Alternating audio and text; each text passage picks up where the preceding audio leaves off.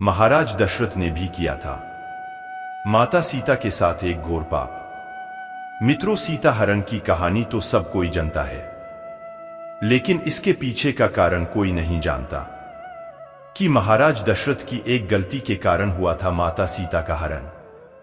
मगर महाराज दशरथ अगर इतनी बड़ी भूल नहीं करते तो शायद माता सीता का हरण नहीं होता।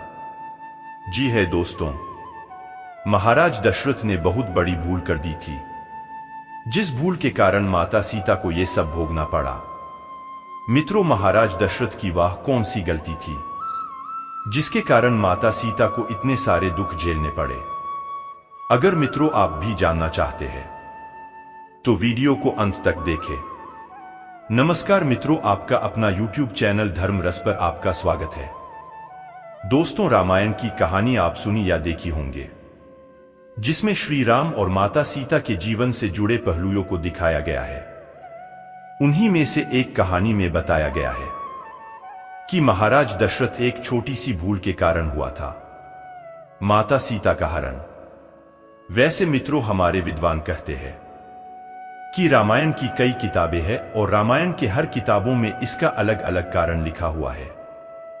रामचरितमानस जो तुलसीदास महाराज की है, उनकी हर एक चौपाई मंत्र का काम करती है। तो मित्रों, देर ना करते हुए चलते हैं वीडियो की ओर कि ऐसी कौन सी गलती हुई थी महाराज दशरथ से जो रावण माता सीता का हरण करके ले गया। मित्रों, जब भगवान श्री राम, लक्ष्मण, भरत, शत्रुघ्न चारों भाइयों का विवाह हो गया था और बारात वापस लौटकर अपने नगर में आई तो महाराज दशरथ ने अपने पत्नी कौशल्या से कहा था कि कौशल्या, एक बात आप लोग हमेशा गांठ बांध कर रखिए, क्योंकि आज तक आप सिर्फ 4 बेटों की मां थी, लेकिन आज के बाद शादी होने के बाद 4 बहुओं की मां भी है। तब उन्होंने महाराज दशरथ से पूछा कि क्यों? तब महाराज दशरथ कहने लगे कि सास और बहू का धर्म क्या होता है। जिस घर में बेटे की बहू आ जाए उस घर में सासू का धर्म बनता है, उसका ख्याल रखे। गोस्वामी तुलसीदास जी द्वारा रामचरितमानस में कहते हैं, लड़कनी सकल घर आई केहू, पलक नयन की नाही, यानी कि जब दूसरे की बेटी हमारे घर में बहू बनकर आ रही है और सास का ये धर्म बनता है कि उसकी रक्षा ठीक उसी प्रकार करनी चाहिए जैसे आंखों की रक्षा पलक करती है।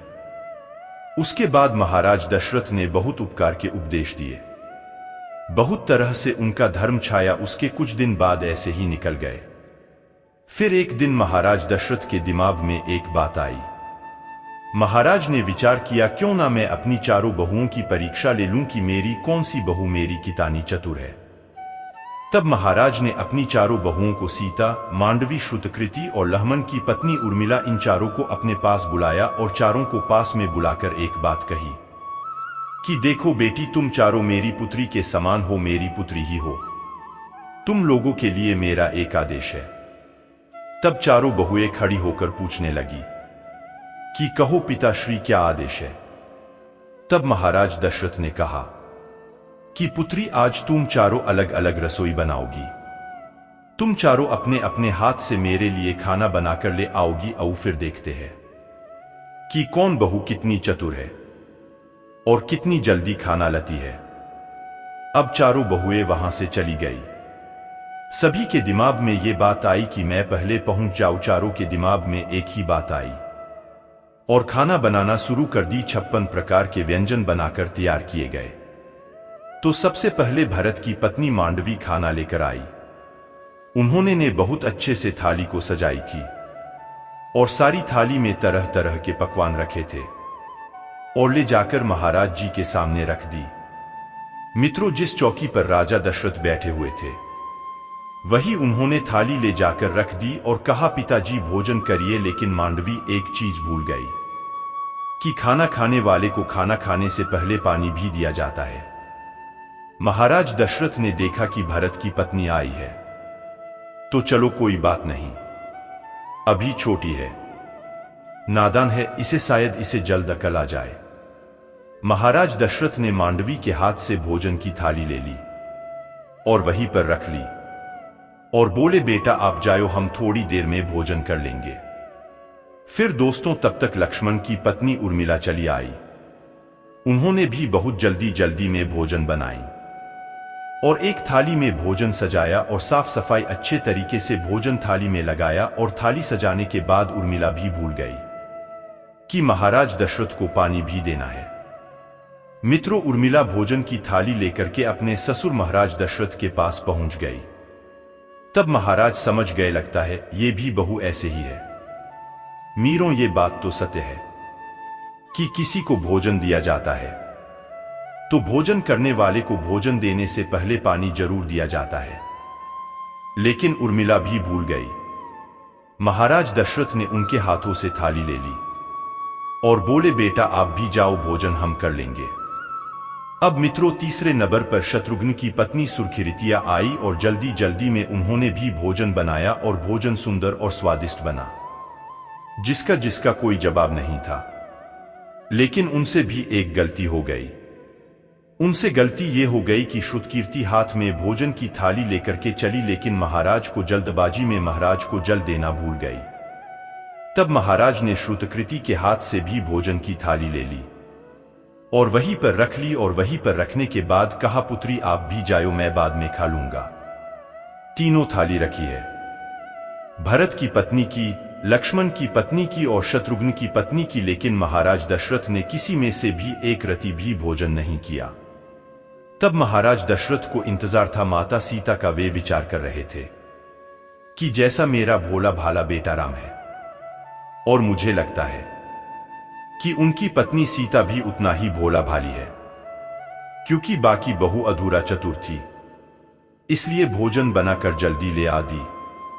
लेकिन उधर जगत माता सीता जी ने बहुत सुंदर तरीके से भोजन बनाया, इतने सुंदर तरीके से जिसमें से सुगंध भी कुछ अलग आ रही थी। और माता सीता ने 56 प्रकार के भोजन एक थाली में लगाई और अपने हाथ में थाली उठाकर चलने की तैयारी हुई। तब तक माता सीता को ध्यान में आ गया को किसी को भोजन देने से पहले भोजन करने वाले की पानी दिया जाता है। तब माता सीता ने विचार किया, मुझे तो पहले से ही इतनी देर हो गई है और मेरी तीनों बहाने ससुर के पास भोजन लेकर पहुंच गई होगी, मेरे पिताजी मेरे बारे में क्या सोचेंगे। तब माता सीता ने ऐसा काम किया कि एक हाथ में थाली और दूसरे हाथ में पानी का लोटा लिया। महाराज बीच चौकी पर बैठे हुए थे और देख रहे हैं। रसोई से जैसे ही माता सीता भोजन की थाली लेकर और दूसरे हाथ में जल का लोटा लेकर अपनी चौखट से एक पैर अंदर और एक पैर बाहर रखती है, तो महाराज दशरथ की नजर उन पे पड़ गई। लो, सीता तो आ गई, लेकिन मुझे लगता है कि वह थोड़ी देर में जरूर आई है। लेकिन मेरी बड़ी बहू बहुत ही चतुर है, वह एक हाथ में थाली और दूसरे हाथ में जल का लोटा लिए हुई आ रही थी। तब मित्रों क्या हुआ, जब माता सीता ने भी देख लिया कि पिताजी मुझे देख रहे हैं, पता नहीं क्या जवाब देंगे। तभी हवा का झोंका आया और हवा के झोंके से एक घास का तिनका उड़कर भोजन की थाली में गिर गया। दोस्तों कहते हैं, होनी को कोई टाल नहीं सकता। माता सीता सोचने लगी कि एक हाथ में थाली और दूसरे हाथ में पानी ली हूं, तो इस तिनके को निकालूं तो कैसे निकालूं। माता सीता कोई साधारण स्त्री नहीं, भवानी थी। भवानी मैया को सोचते सोचते क्रोध आ गया और जब माता सीता की दृष्टि जब उस तिनके पर पड़ी, उसे राख बनाकर उड़ा दिया। दोस्तों, ये सब महाराज ने सब कुछ अपनी आंखों से देख लिया। तब माता सीता ने अपनी थाली बटाई। तब राजा दशरथ ने बोले, हैं पुत्री, मैं तुम्हारे हाथ की बनाई हुई भोजन नहीं करूंगा। तब सीता ने घबराकर बोली, पिताजी मुझसे कौन सी गलती हो गई। तब महाराज बोले कि पुत्री, जब तक तुम मुझे एक वचन नहीं दोगी तब तक मैं भोजन नहीं करूंगा। और बोले कि तू मेरे सामने खड़े होकर प्रतिज्ञा कर कि तू आज के बाद कभी भी किसी के ऊपर अपनी दृष्टि नहीं डालेगी। तब माता सीता उसी समय अपने पिता को वचन देती है कि आज के बाद कभी भी किसी के ऊपर दृष्टि नहीं डालूंगी।